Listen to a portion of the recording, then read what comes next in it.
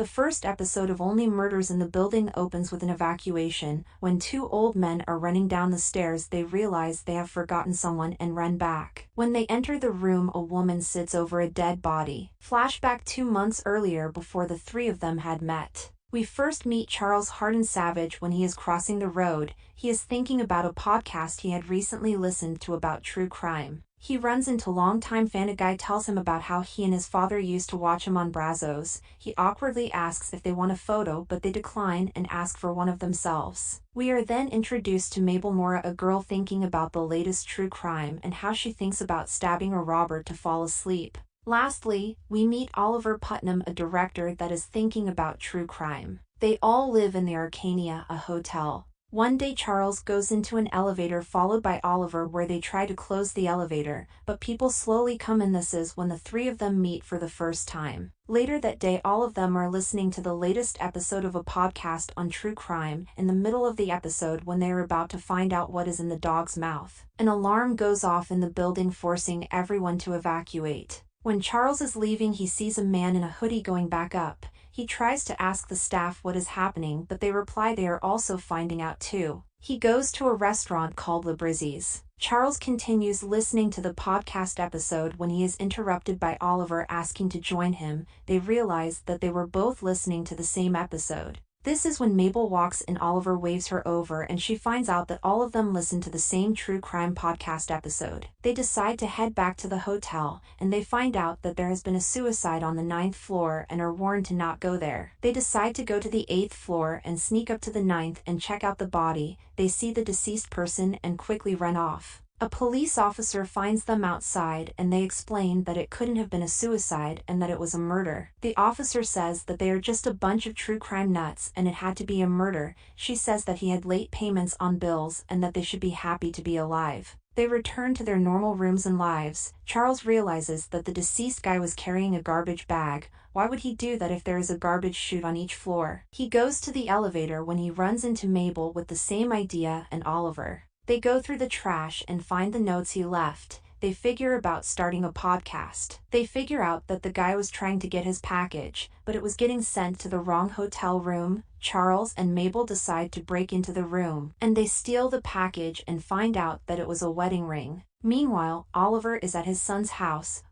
He pleads for his son to give him more money to pay his bills. When Oliver leaves empty-handed, he receives a text about the podcast. The three of them start the first season about who is Tim Kono, the deceased person. Only Murders in the Building, Episode 2. The episode opens with Mabel drawing a person on her iPad and listening to an episode of Brazos. Charles and Oliver are then recording useless information to Tim about where his mailbox is. When Mabel walks in, they debate over if Tim was murdered or if it was a suicide. They decide the best plan is to figure out more information, to which Mabel has a flyer for a hotel group meeting on mourning the death of Tim Kono. They begin to leave when Mabel has a flashback. She was friends with Tim, but because of an argument, Tim told her to pretend like they didn't know each other. Back in the meeting, the hotelier asks for any peaceful words on Tim and no one has anything to say. A few disliked him, saying they couldn't use their fireplace because of his asthma. After the meeting, Oliver is asked to pay his bills because it is 8 months overdue. Mabel decides to go back to her room when another flashback occurs. She says that Tim wasn't a nice guy, but he was always an honest guy. Mabel then meets back up with Oliver and Charles to break into Tim's apartment. They find miscellaneous things. Mabel has another flashback in Tim's room. They were in a group called the Hardy Boys where Mabel and Tim would pretend they are solving a case.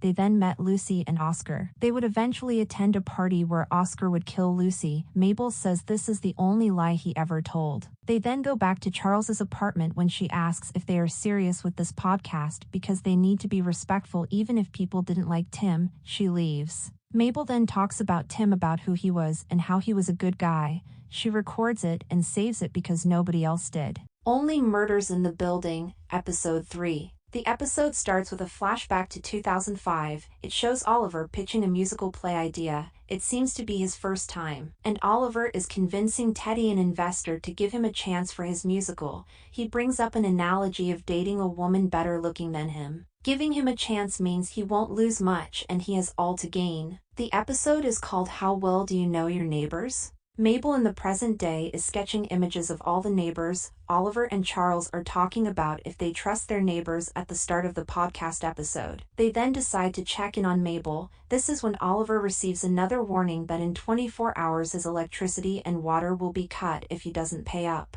When the three of them meet up, they decide to create a board of the possible suspects. Charles takes selfies because he says it is less suspicious. It then cuts to a scene where Oliver, a director, picks out all the suspects and they audition for who the murderer would be. He suspects Howard. Charles and Mabel decide to go and interview Howard because his cat died on the same day. While on the way to Howard's apartment, they run into a musician. Charles and Jan flirt. Oliver goes to Teddy's apartment to ask for money. He is ushered out and Teddy says that they should grab a drink once in a while rather than randomly asking him for money. When Charles and Mabel talk to Howard, they find out that he faints at the sight of blood, making him not a suspect. We then find out that Charles gets a bleeding nose when he is anxious.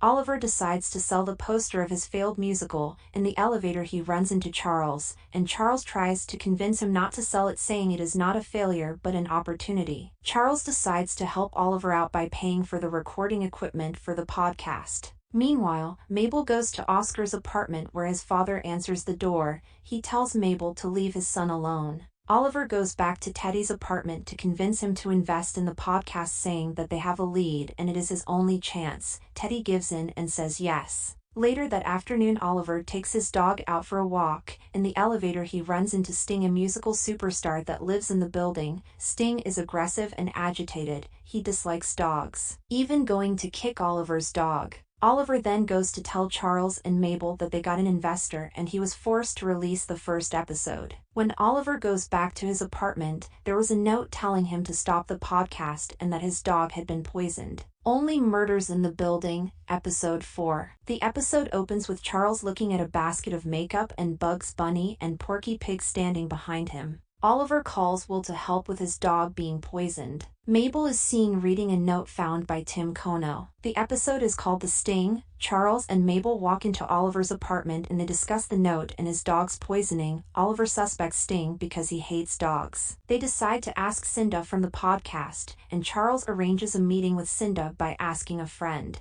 On the day of the meeting they run into Jan, Oliver, and Mabel advise Charles into asking her on a date. When they meet with Cinda, they ask how they can get an interview with a superstar like Sting. She advises them to do something similar to the time she got a confession from the mayor by giving him a turkey on Thanksgiving. He couldn't turn her away. After the interview, Charles is seen listening to music by Jan. He tries to join and they end up having a musical session together. Jan slides a date note into Charles's door. Charles decides to go on the date with hesitance, saying it is weird. After every first date he wants to crawl into a ball. He lets Mabel and Oliver brainstorm ideas for the interview with Sting. The first date goes horrible. Charles doesn't want to share his past and Jan wants to know more about him. When Charles is sleeping, Oliver wants to use his oven for the turkey. They decided to just use a turkey, and Charles agrees. The next morning the three of them bring a turkey to Sting and Sting lets them in. They find out that Sting was having a bad day and that Sting was a client for Tim Kono and he fired him and told him to live himself. Sting said he still feels guilt for his death. Charles then decides to tell Jan the truth, and we find out that Charles had a past relationship that was horrible when he was on a cruise with her and her daughter. They left and she said to him that they should take a break. He said he spent extra money on having Bugs Bunny and Porky Pig for the whole day too. He asks for a second date and she says yes. Meanwhile, Mabel is researching the note. She figures out that Tim Kono was meant to meet with her cousin in a tattoo shop. Charles then goes and tells Oliver the good news, and this is when Will is introduced to Charles. Will tells them that Mabel is friends with Tim Kono and that she probably didn't tell them because it is suspicious when a girl fell off the roof of the building a few years ago and they were all in the same group. Thank you for watching. Consider subscribing.